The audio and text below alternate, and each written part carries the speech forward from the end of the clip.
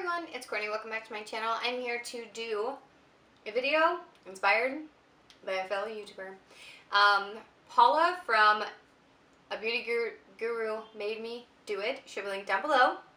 A week ago, 2 weeks ago, I don't remember, but she uploaded a video talking about palettes she was considering for 2020, and I was like, ooh, I want to do that too, because I'm already so tired of my Pan-That palette for this year that I just want to think about next year, you know?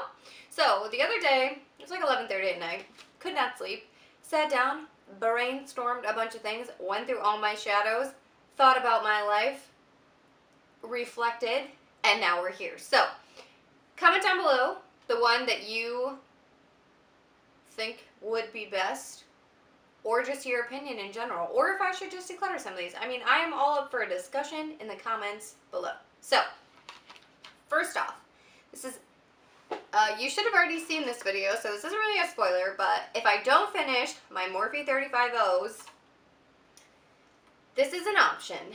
So, like, to fill the rest of the Z palette with other shadows, and just keep working on it, because, like, as you can see, there's some empty spaces. I am planning on depotting a couple shadows today to add in here. But yeah, so that is numero uno if I don't finish it by the end of the year, which I really hope I do, because honestly, I just don't want to hang on to that anymore. Also, if I do not finish off my e.l.f. Everyday Smoky Essentials, or as much as I can, this is an option for next year too. I have been heavily debating just depotting these and putting them in that Z palette. What do you guys think? I kept this one separate because it's easier to travel with, but honestly, who am I? I have a new job now. I never travel. I'm always at work. So I might just depot this. Let me know down below what your thoughts are. I'm in like a very strange mood. I bought honey cinnamon almonds yesterday at Meijer, which is a Midwest thing. Meijer is not like universal. I'm very excited about this, by the way. Anyway, where was I going with that? Honey cinnamon almonds. They changed my life. They're really good. I'm quite hyped up on them. I've had a whole handful. It's a lot of sugar. I haven't eaten or drank anything else this morning, so that's what we're doing. And it's also 8:15 in the morning. So we got a bright and early start today. Moving on. Moving on. Anyway. So one that is on my list to pan for 2020, whether it's my Pan-That palette or just in another project, is my OG Wet n Wild Comfort Zone palette.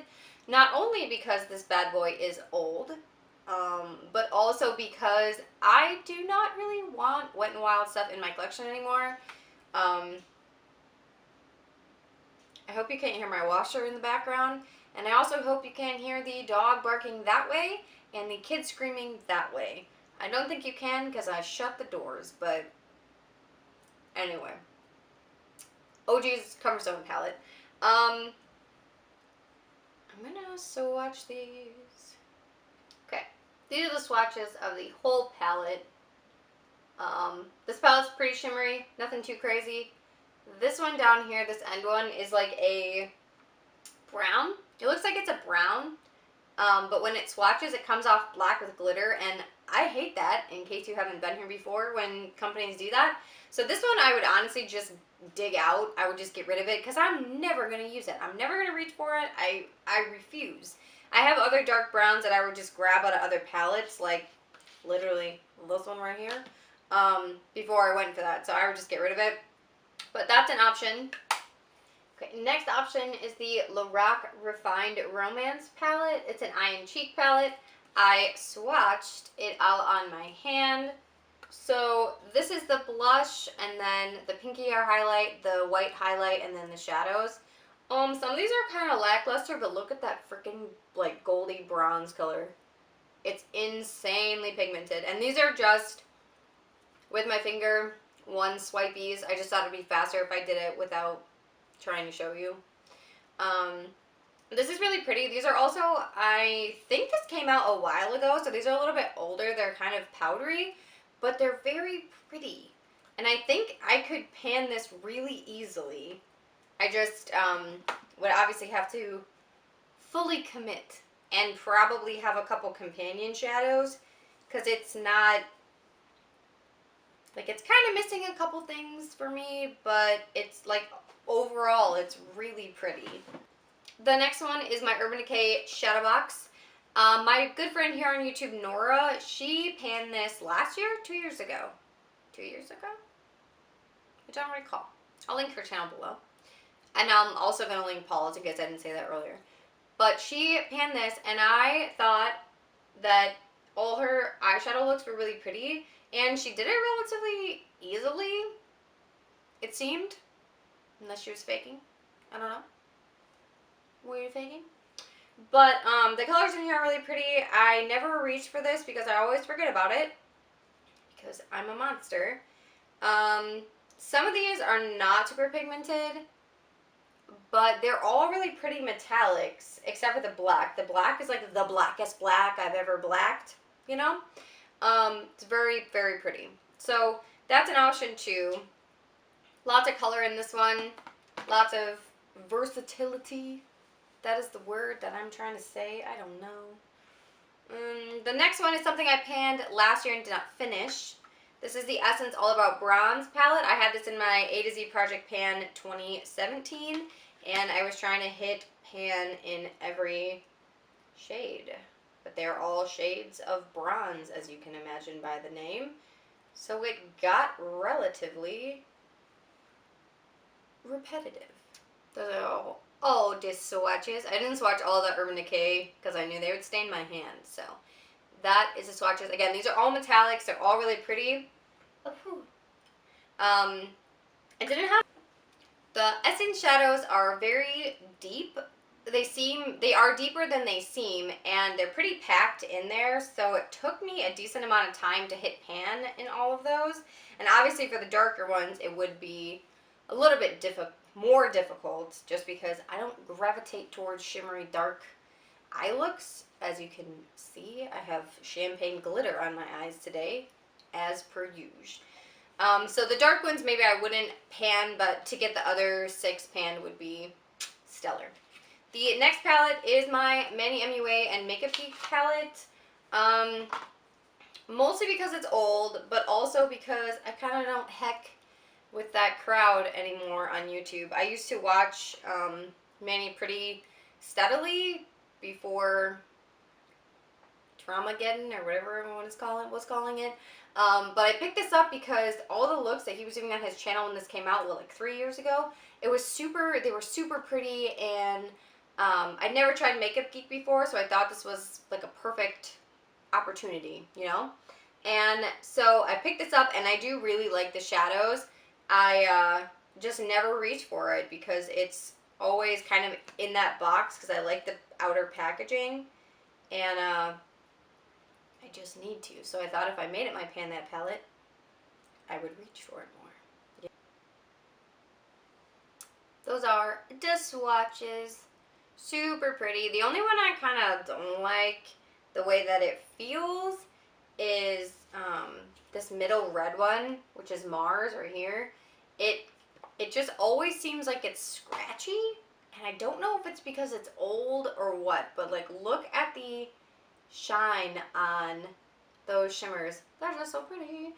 And then this bottom one is a duochrome in Insomnia, which is a super popular pigment from Makeup Geek, like, or it was back in the day. I don't know.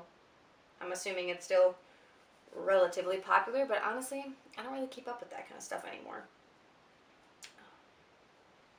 My hand is now dyed pink. Okay.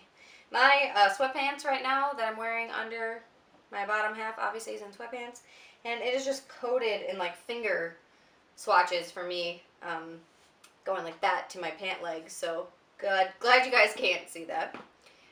This next palette is from Winky Lux. This is the Smitten palette, and I thought when I bought this 2 years ago, I thought when I bought this that this was the palette with the cat on it, like the little cat kitty face, and I was wrong, first of all. But I had never tried Winky Lux products before, so I wanted to anyway. When I got it, I was really excited. So let me pause briefly and swatch these for you. these are the swatches. Super pretty. Very, very nice, like gray, taupey, purple transition shade, whatever color you want to say that. The one I am disappointed in is this Kelly Green. It's not very vibrant, but that's kind of a bummer. I think if I did pan this as a palette, I would depot it, just because these don't go together for me, really. Like, I use this one as a transition. This is the only other matte, so that one I was using as a definer and a liner if I did like a one shadow look when I had this as my 1 week 1 palette, but just, I don't know. It's a weird color combination in my opinion. But the shadows are really nice and like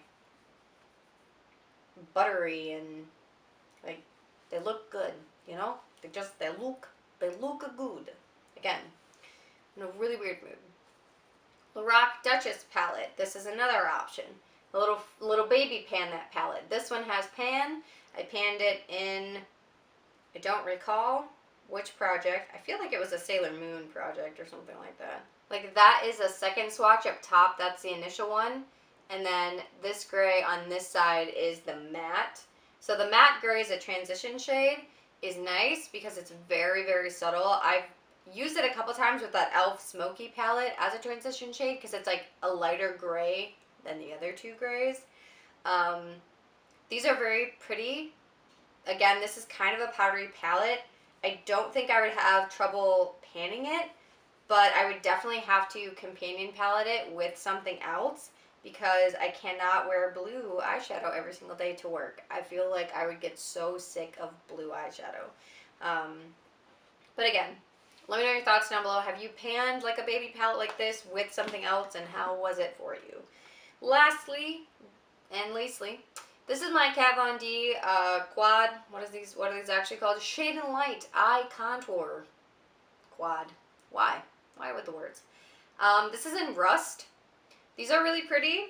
These are really soft, and when you use a brush with them, they kick up a crap ton of powder. And I don't think you can see because my camera won't focus on it. But there is actually a lot of powder just sitting on my hand right now from these swatches. I care if I blend it in a little bit, maybe. I spread it out and blend it in a little bit, it's better. But like this one up top, it's a cream shade. Can't see it. This one on bottom, it's a pink shade. You can't see it. So what I'm going to do, whether I pick this or not, is I'm going to depot this today. And honestly, I just decided I'm going to depot my e.l.f. Smoky palette, or try to. So I'm going to depot this and that e.l.f. palette, and then at least have them somewhere I can see them. Because I will start using these two as setting shades for either under my eye or my eyelid. Just because I'm never going to need a translucent white. It's just insane. So let me know your thoughts down below. I am not necessarily leaning towards any one palette to finish off, but I definitely want to get some of these palettes out of my collection. Like these are the ones I immediately was like, these are the ones that gotta go. Like you need to go. But I don't necessarily want to declutter them because I spent a bunch of money, or I mean a couple of them I was gifted obviously, but I would like to get my use out of them. Let me know your thoughts down below. I love you guys. Thank you so much for watching and participating by commenting down below. I will talk to you all in the next one. And if you want to check out Paula and Nora, they will be linked down below like I already said. I love you guys, and I'll see you in the next one. Bye, everybody.